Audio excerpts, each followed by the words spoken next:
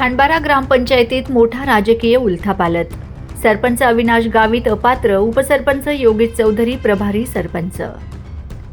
नवापूर तालुक्यातील खांडबारा ग्रामपंचायतीचे लोकनियुक्त सरपंच अविनाश जगदीश गावित यांना अपात्र ठरविण्याचा जिल्हाधिकारी नंदुरबार यांचा आदेश अप्पर विभागीय आयुक्त नाशिक विभाग यांनी कायम ठेवत सरपंच गावित यांचे अपील फेटाळले आहे.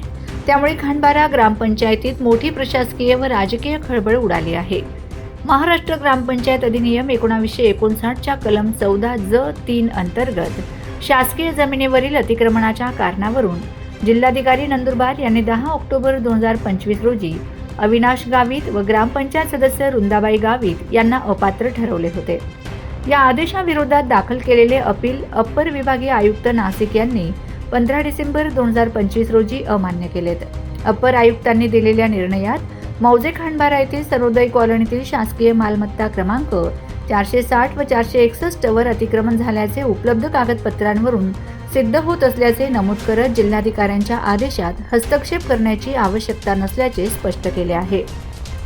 उपसरपंच योगेश चौधरी यांच्याकडे प्रभारी कार्यभार.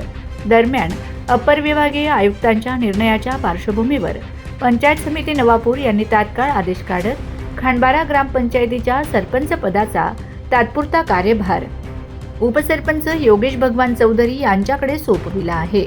या संदर्भातील आदेश पंचायत समिती नवापूर यांनी 19 डिसेंबर 2025 रोजी काढून तात्काळ अंमलबजावणीचे निर्देश दिले आहेत. या निर्णयामुळे खांडबारा ग्रामपंचायतीत सत्तांतराची स्थिती निर्माण झाली असून पुढील घडामोडी कायमस्वरूपी सरपंच निवडीची प्रक्रिया व प्रशासकीय निर्णयांकडे ग्रामस्थांचे लक्ष लागले आहे. Bureau report, Navapur Express News, Khandbara.